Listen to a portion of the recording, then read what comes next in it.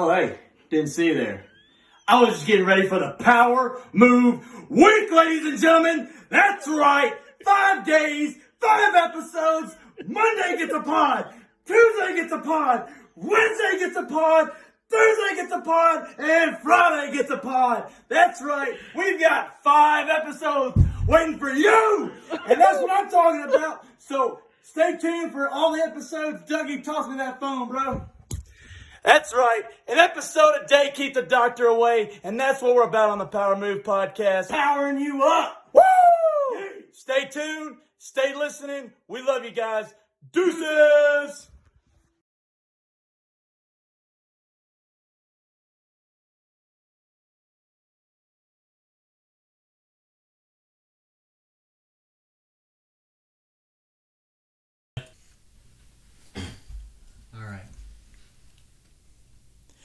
Ladies and gentlemen, we are live live from the Shag Carpet Shack here in Columbia, Tennessee. What's up, everybody? We got Chase Blanchard. We got Doug Lucanen, and this is the Power Move Podcast.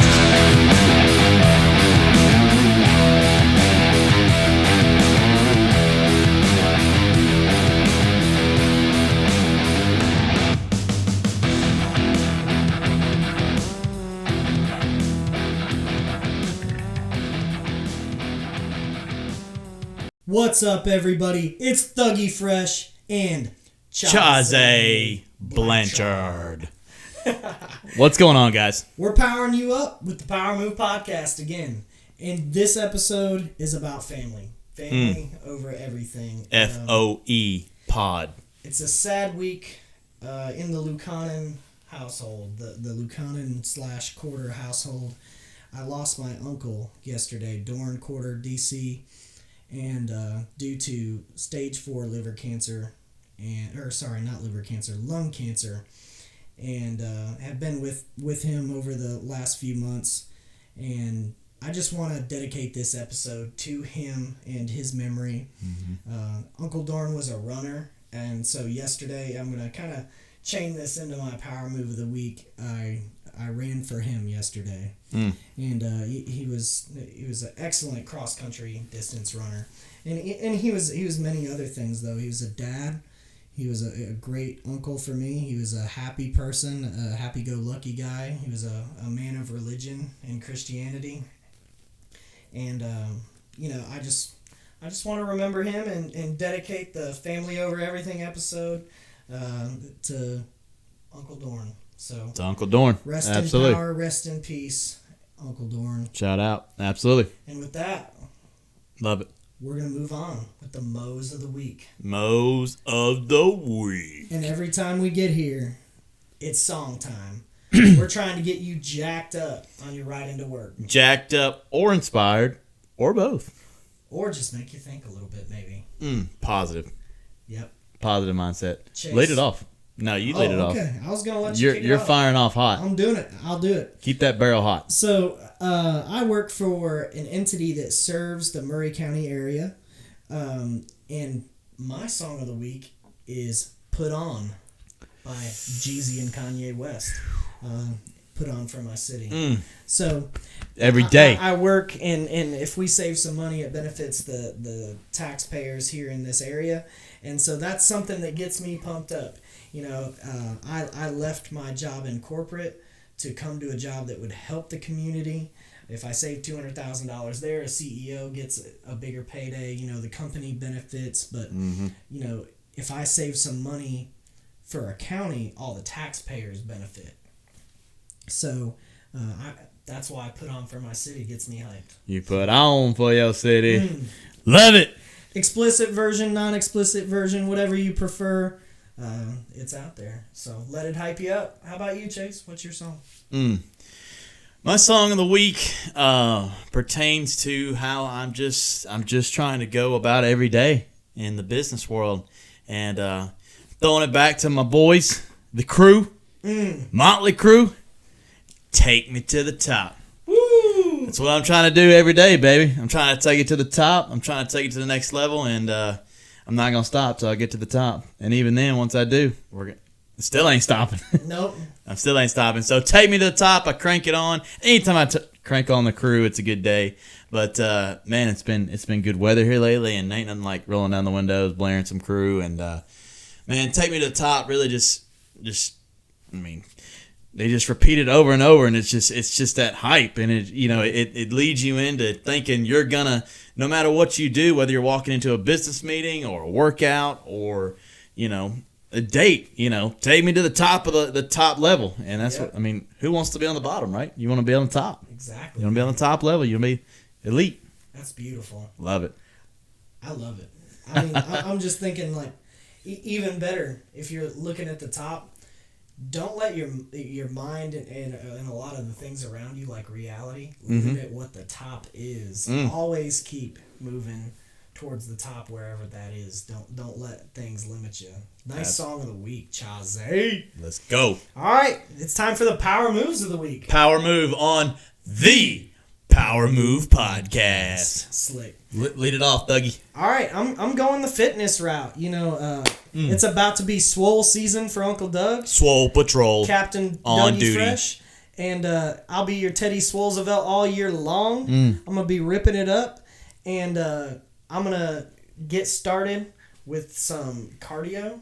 Shed off That's what you did for your uncle, right? Up. That's right. So last night I decided, what better to honor my uncle and think about him than to go for a run. So we have a giant hill here on Roy Sellers. It's a pretty big one. But you know what? Just like the top of the hill. Take me to the top. Yep. You achieve. I assume you're about to say you achieved the top. Yep. And guess what? Tell the listeners how the view was. So you run up to the top of the hill on Roy Sellers, and you turn around and you look, and you can see all the way to Columbia. You can see all the way to Spring Hill. It's just a gorgeous view. It was the sunset, right then. And, you got rewarded for all the hard work you put in. And the incline's for real on that hill. And it's turning, too. So, if anybody has a bright idea to run that, wear some highlighter colored shirts because you don't want to get decked by a car. But anyways. Solid 85 going down the hill. You want to run faster. Look at a car that doesn't see you. You'll run as fast as you need to. But I wanted to honor Uncle Dorn by doing that. Attaboy. And so I ran up the hill and I ran back. And I just kept going when I got home. I had more energy. And, I threw in some push-ups, some curls, some scissor kicks, all that. And, I'm really ready to get there. I owe it to myself, and I want to take care of myself. So that's going to be my power move. Not of this week, but we'll hold each other accountable. Throwing it back to last week, I was taking criticism better. That was my thing. So I asked people criticism about the pod, and I asked my wife about it, and she gave me some criticism just like I asked. And that's what you asked, she delivered. Yeah, she delivered. She ain't no DiGiorno. And so I took it to heart, and I didn't take it how I wanted to take it. So that's what my power move was. And I did hit like a roadblock, because, well, not really a roadblock, but a realization. Because not all criticism is valid, because the person criticizing you may not have all of the information. Credentials. So take some of it with a grain of salt. Don't let it change your whole life when somebody gives you some criticism that's negative when they don't have all the information. But when somebody does have all the information, take that in and apply it. So I was able to apply the rest of it. Even reviewing some older episodes with Chase, we had criticism for each other. Yep. And I think that us doing this podcast right now and learning and evolving is what it's about. So I'm going to continue to do that. So how about you, Chase? Strong. What's the power move of the week? The power move of the week this week is going to be focus on, I know, might be a little bit of cliche in running, but the focus is recovery. Recovery from all things. Focus on the recovery. Focus on the recovery from business, strength training, and just overall wellness.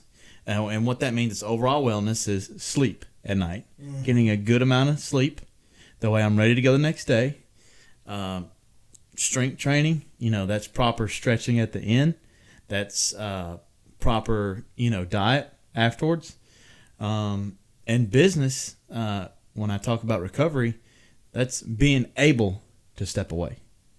Being able to recover from the day, good or bad. Obviously, we're shooting for good, but bad days do happen, and you need to recover well from it, and you need to be able to walk away. So the focus this week is going to be full-on recovery. Good night's sleep, good stretching, good diet to help fuel, and be even better the next day. Same thing in business. Be able to walk away. And mental recovery. Mental recovery and be ready for the next day. Beautiful. What's next? Dude, I love it. That's it. How about, talking about that, you also were doing some self-reflect, you were cutting more into your religious side, getting a closer relationship with Jesus. So, saying a prayer nightly and stuff, and I've been doing that, and I feel like it's definitely shed some light into my life, gave me more purpose in the things that I do, and fulfillment has equaled the purpose. So I found more fulfillment in the smaller things and the bigger things, and it gives me purpose, and there's nothing like achieving something with purpose. Yeah, I agree, man. That's awesome. I'm glad you continued that. Hey, so let's talk about this on the subject. This is going to be a little shot in left field for you. Woo! So this is a hot take. Hot take. Show could coming up use a on your roll order about now. So Cinnamon rolls are let's talk about simply success. Success is, quote me if I'm wrong. Debate me is what I'm saying. I'm opening this up for debate. Okay. Whether it's success in weightlifting, fitness, success in business, success in relationship, success in spiritual, success in anything. It's not easy. It's hard. However, it's simple. It's simple. It's always simple. Success is simple, but it's hard. Yes. It's not easy. It's hard. It's hard as hell, actually. Yeah. But it's not complicated. To me, that's open for debate. I was ready for it's simple. But the problem is that I agree with you. It's simple. I'm always push yourself and so let's pertain it to training. Yeah. Training. You know what's simple? Go to the gym. Yeah. But you know what's hard? That extra 45 plate. Yep. That's not easy. But it's simple. Pick it up and put it back down. Yeah, it is. With work. I mean, Floyd Mayweather, dude. What's his saying? He always yells, hard work, and then he throws his mic out to the crowd, and they say, easy work. And what he means by that is the hard work in getting to success isn't this special scientific algorithm that you have to do so many punches in so many ways, on certain days at certain times, and then that way all the planets line up and you can throw the best right hook in the game and you drop anybody. It's not that. It's hard work is easy work. If you do the hard work, everything else is easy. Because it's simple. And so like you said, it really is hard as hell because it's hard work. Yep. But it's easy work mentally because simple. You get it's in the simple. gym, yeah. And you pump what you can, you run what you can, Business. You work out what you Business. You're supposed to be there at 6 a.m. Show up at 6 a.m. and do your job and do it well. Yeah. That's not going to be easy. It's going to be hard, but it's going to be simple. Do your freaking job. Yeah. Doug, you're married. You're married, Doug. Come on, man. It's not overly complicated. If you don't put in time and effort, and make sacrifices and stuff like that, that's what's hard. Mm-hmm. It's not easy, but it is simple. I mean, am I right? Yeah, it's not hard to understand that if you don't put any time into your relationship, that it'll fail. Exactly. If you don't make your wife or husband a priority, and you make them feel like they're not worth your time, it's pretty easy to be like, well, this isn't really doing what we meant for it exactly. to do. Why are we married if that's how it is? And that's not saying that, loving your spouse is hard. No, I'm not. I don't mean that. But life is hard, as in life throws you distractions. Work, can impede on that.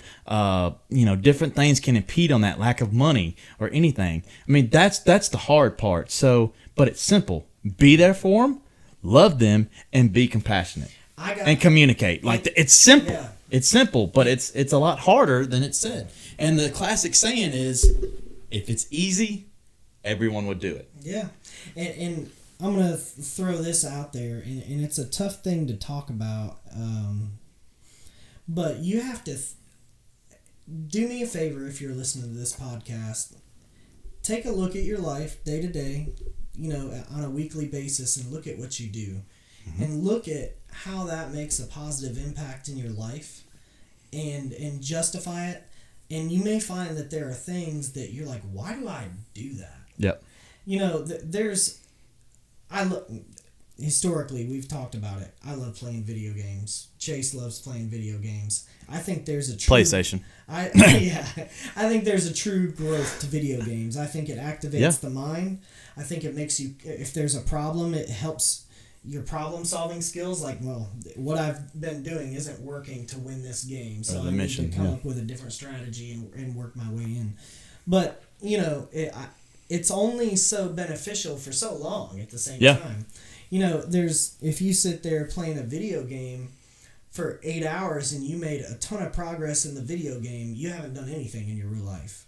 You've spent about 1 hour to 2 hours activating your mind and coming up with those problem-solving skills. But once you solve problems and you're in a groove, you're just moving through sessions and you're achieving something by putting in work on the game. But in your real life, unless you're a professional gamer, that's time you'll never get back. Mm-hmm. And honestly, when I was a teenager, I was like a serial gamer. Oof. Like I was pretty deep. Yeah. I was gaming a lot, especially around, absolutely agree. Like 18, 19, even more so. Yeah. But my wife never played video games, dude. She never even had a console. Like, the game she played was Pac-Man with her dad. So, they did a lot of work on the farm and stuff, and I realized that kind of from my wife. I was just sitting there one day playing a video game, and I played for a long time, and I was like, man, what is this doing for me? Yeah. But anyways, hate to downplay like the video games, because look, I'm gonna still play video games. Yeah. Because there's a release, there's a recovery. Yeah. There's mental recovery. There's benefit to it, but you have to be careful that it doesn't occupy your free time that could be used on your relationship. Yeah. Could be used on developing yourself, and because it's easy to get on a video game versus work on your relationship. It's easier to get on a video game than do a ton of push-ups. Yep. You're like, you know what? I'm gonna do those push-ups, but first, I'm gonna get in a couple quick games, and those couple quick games turn to 2 hours, and you forget and then you're going to bed. Yep. I don't know, but I guess my advice is like, and it may help you, it may not, but is like on a weekly, look at your week and be like, man, what are some things I could cut out, or maybe just cut a little time off. That would be good. Yeah, I agree. Yeah, I love it. So we were supposed to debate on that, I guess, but we ended up. We just agree. There's no debate when you agree with it. Yeah. Well, I mean, when two people agree on something, that must be a good theme. But it's time. We're not looking for amateurs. We're looking for those pro tips of the week. Pro. P-Rose. P-Rose. Which means P-Ro. It's time for the pro tip of the week. Pro tip of the week. And here it comes. As a supervisor, I've got a lot of employees. Yep. And I've been on the employee side. And what has become very important to me is taking notes. And not only just taking notes, like writing things down that I think I should do. Mm-hmm. It's important to make sure that they're clear and concise, so that if I go back to them in 5 years, I can read them and know exactly what I was note-taking about. Reference. And I can use those notes. Mm-hmm. Example, if I take notes on how to do something from an instructor, from my supervisor, whatever it may be, when I take those notes, I want to make sure that the task I'm being given or being taught, that I can recreate it and I can do it like it never happened.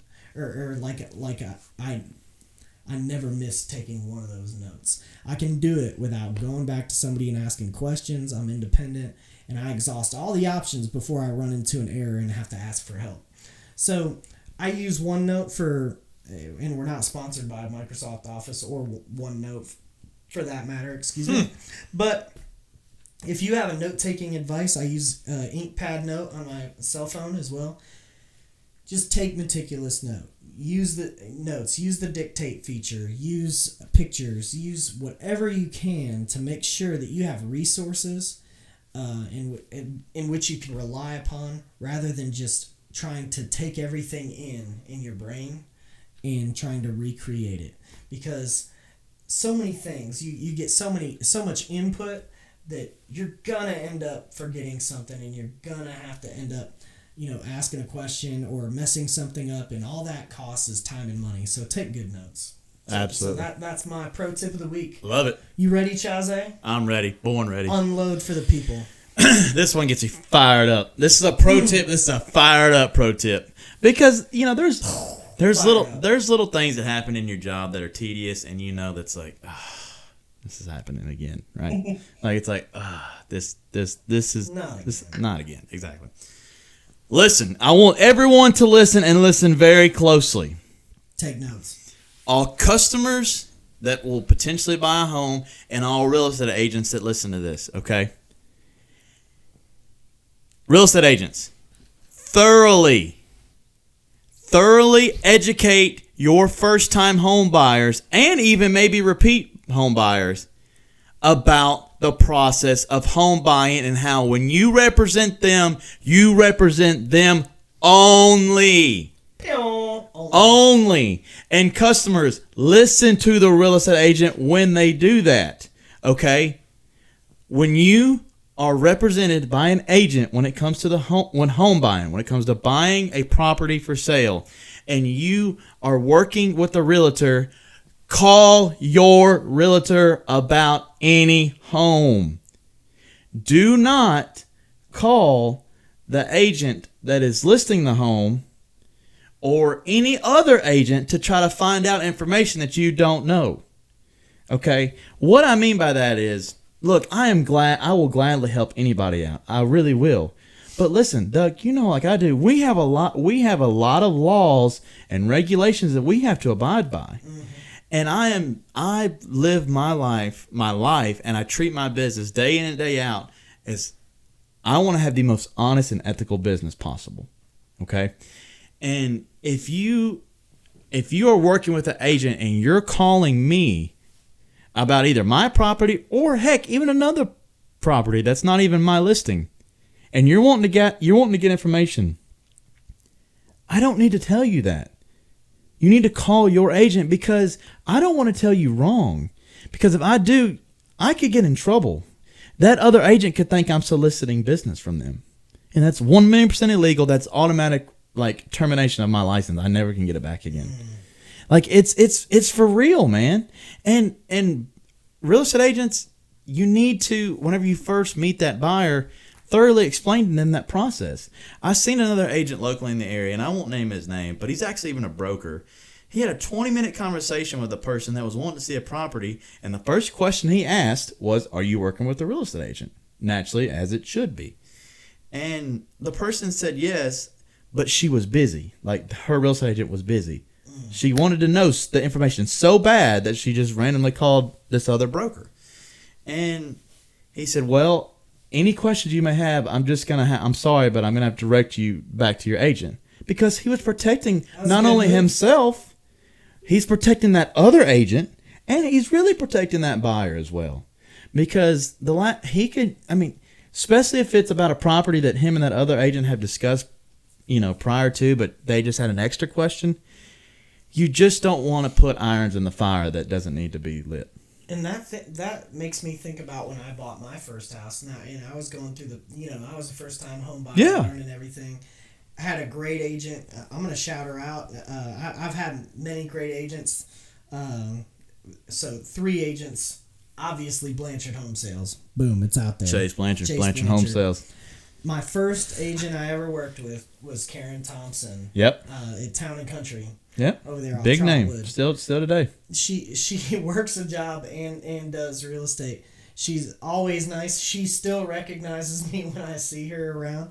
Yep. But Yep. you know, you talked about, you know, your pro tip of the week. I was thinking, we drove by a house and we did call the listing agent to meet us over there. We also called Karen, but we wanted to see the whole entire house. Right. And so, you know, Karen ended up both showing up. But, you know, me as a first time home buyer, I didn't know any better. You didn't, yeah. You know, I wanted to, but, you know, I went over there and Karen had already shown us that house. Okay. And so we were just trying to look at it again. But, you know, looking back, and that was, I guess, just over 6 years ago. But Yeah. at the same time, you know, I think that's a great pro tip of the day, especially for first time home buyers. If you get it, and by the way, it was amazing that I stuck with the same person the whole time. Yeah. And she was very informative. And, you know, just make sure that you're getting what you want out of your agent as well. Absolutely. And 1,000,000%, here it is, and I'm done. Go for it. Customers, if you don't know something, ask questions. Nobody will think you're stupid. There are no Nobody. stupid questions. I mean, there's absolutely, there's no stupid question. That's it. I'm done. That's beautiful. Pro tip of the week, baby. Just trying to protect my babies out here, our customers, the other agents. We all want to succeed. We all want to take it to the top, and let's all succeed together. And that's Ethically. how you learn stuff. Yeah, ethically. Ethically and morally. Yes. You know, and that's how you learn stuff. Asking questions and looking things up and researching. If you don't know and you've got an agent working for you, just ask them. Just ask them. But ask your agent. Just look at it. Just ask them. Boom. That's awesome. I think, you know, the things that happen to us when we're kids definitely shape us or tell us something about who we're going to be. I remember it's funny that I'm going to tell two quick stories, but I remember down the street, my buddy Joey Suzuki, you know, we used to hang out because in Chapel Hill, there's a lot of distance between me and the next kid down the street. Yep. So he was the closest one that lived to me, and you know, nobody was home yet except I think maybe Dad. He might have been inside the house. But we were outside playing basketball, and we had some boards out there with nails sticking up. And Joey Suzuki said, "You won't step on that nail. You're not tough enough to do that." And I said, "Sure enough, I will." Are you serious? So I got up there with. I remember the shoe I was wearing. It was like a little duck boot. Like, but I was 6 years old. Oh my goodness! It's like this little brown boot. But coronavirus ain't got nothing on you then. I stepped on that it was rusty too. But anyways, I stepped on it, went into my foot, and I was like, "You're an animal. You did it willingly?" Oh yeah, I said, "Watch this." And I did it to just show them that you could get over it, right? You're an animal. But I also didn't know how it would feel. But I said, this could go horribly bad. And then... But I did it, and it went into my shoe and then into my foot. Did it go out the other side? No, it didn't. It just went in. Oh. And so it just started bleeding. And then you had to get a tetanus shot. No, well, yes. So I went inside. And we started, so psychogenesis was the thing back then. So we went inside to play psychogenesis, and I literally found some electric tape that was on my Tonka truck, pulled it off, and threw it over the wound in my foot. When my mom got home, she freaked out. Of course she did. She saw that the tape was missing from my truck and that it was on my foot, and was like, "What do you have on your foot?" Pulled the tape back, saw the wound, took me to the, get a tetanus shot. Right then. Yep. And they gave me a shot, but they said, honestly, the electric tape took pretty good care of it. It was just as good as Band-Aid. Attaboy. But he knew to control the bleeding right off the bat. Yeah, if anything, survivalist. That moment taught me exactly who I am today. And it's not, in some cases, this isn't good, but I literally think that if I do what it takes, I can do and you can achieve anything, anything, which is dangerous. I can't believe you might end up with a nail in your foot. I can't believe you willingly stepped on a nail. I wanted didn't even know what was up. I could mess with me, bro. I can step on a nail. I can tell you a story. Well, I mean, it's not even necessarily a story. Yeah. I've stepped on 2 different nails on my foot, not freaking willingly, and it hurt like hell. Yeah. And then the worst part, it was in the same foot within about a month's time. Was yours right foot? Yes! Yeah, it was my right foot. My main kicking foot. I was mowing the grass and I had to move one of the boards and I didn't see one underneath some grass and it went right through my foot. And I'm like, what was funny is I put all my body weight onto it. So it didn't initially like it wouldn't go through initially. So I put all my weight on that one foot and then you're an animal. And then the worst part is after I stepped on that nail, I recovered in about like 2 or 3 weeks time, and about another 2 weeks later, me and my buddy Derek are outside throwing football, and lazy freaking me never picked up that board. So I'm going for a deep end zone route, and guess what your boy does? He catches that touchdown, but then I'm going to spike it, and sure enough, a spike a nail comes into my foot again in the same foot. In the same foot. In the same foot, dude. And then the worst part is I'm in school, right? And I'm in PE gym class, and my foot is taped up for the second time in like under 90 days. Dodgeball was tough. No, and so the doctor's like, you need to like not put any pressure on this at all. Like, it's your second time with a nail in your foot.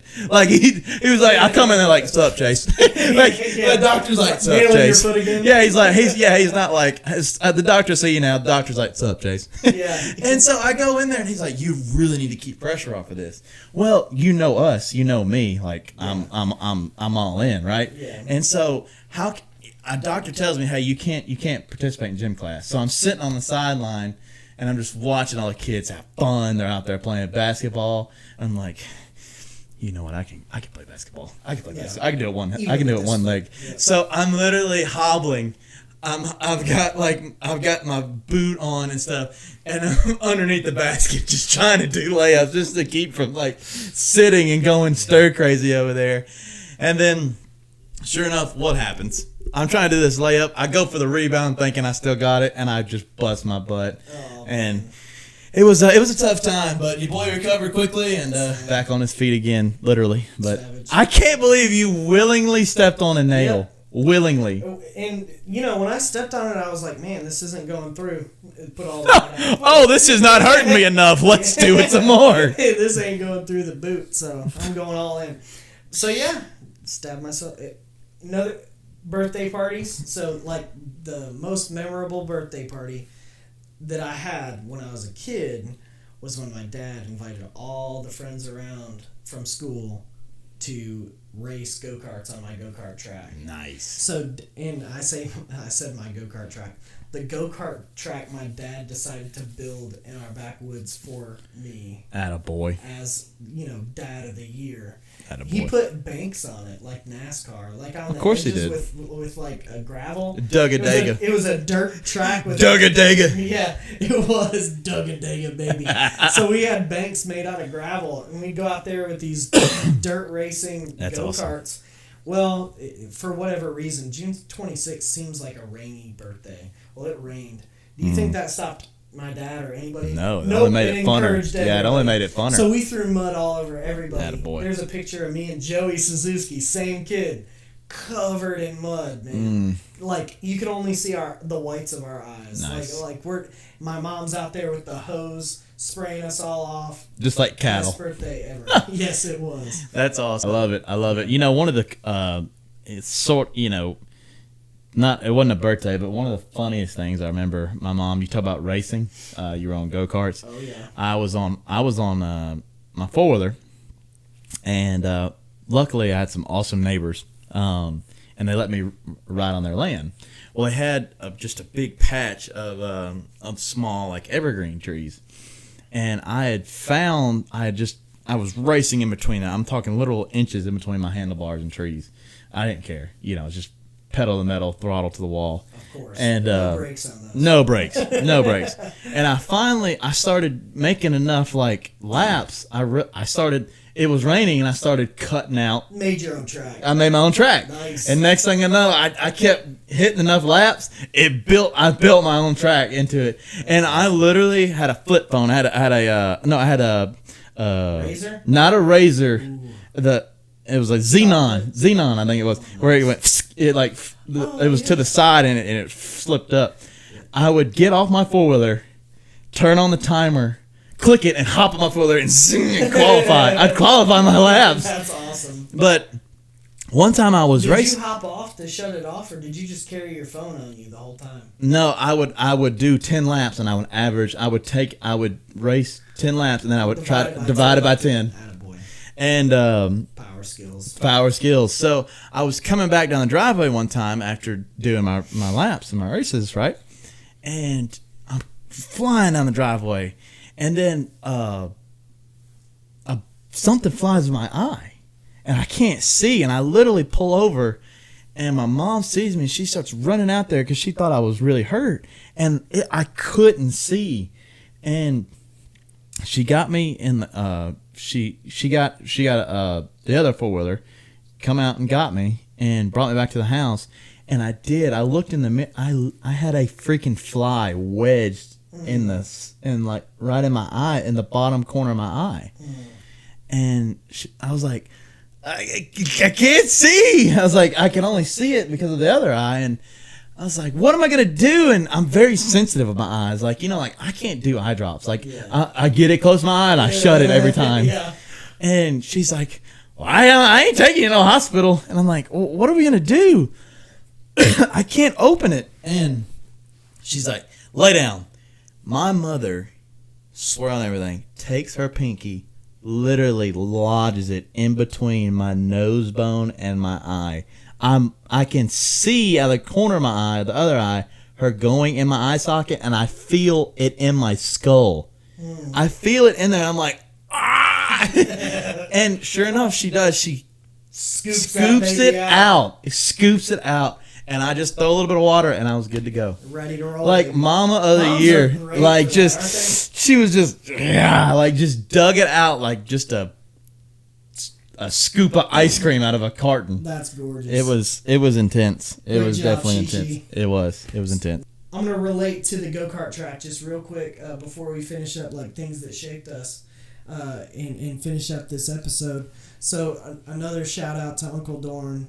That racetrack my dad built it, and he asked for we broke up a lot of rocks out there, Rocky, Tennessee. It was all dirt when we were done, but there were a lot of rocks we had to bust up with sledgehammers and stuff like that, which was a lot of fun. A lot of father-son bonding on doing that. That sounds like a terrible activity, but it sounds like some bonding time. It was. But Uncle Dorn, when he went on vacation to Florida, and my cousins and everybody came down, he's a huge NASCAR fan. We both love Jeff Gordon. Jeff Gordon was our favorite NASCAR driver. I'm sorry. It's okay. You can be sorry.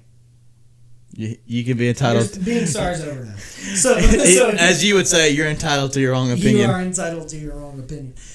Team Smoke for life. There you go. Tony Stewart. Yep. You know what? I'm all right with Tony Stewart. We could get on that. That's another pod. Episode. Another pod. NASCAR. Boom.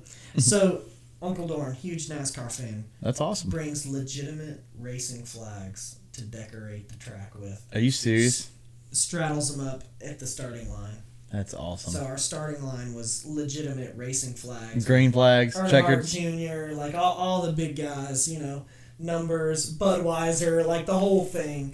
And how old are you? A Winston Cup. How old are you I was 10. You're like, you're holding like a Bud Light sign. Yeah, I'm just hyped because there's you're like crushing soda cans, singing its beer, and like my track has sponsors, baby. That's what I was thinking. Attaboy, Uncle Dorn. And we had to wear those doctor's masks as we'd go lap after lap, and dust is just coming up, and we're just but it was awesome. Sweet, actually, it was Jeff Gordon for Halloween, so I had a Jeff Gordon jumpsuit that I wore when I raced. That's awesome. But anyways, long story short, big shout out to Uncle Dorn doing that. That was one of big shout out. One of the few things we talked about in his final days, and once again, just want to dedicate this episode to him. 100%. But Chase, is there anything you want to get off your chest before we leave the people in Nah, part man. 2 of this episode? This has been a great episode. I Loved think every so. second. Strong FOE there. Strong FOE, and if you Family boys and over girls that didn't catch that at the beginning, that means family over everything.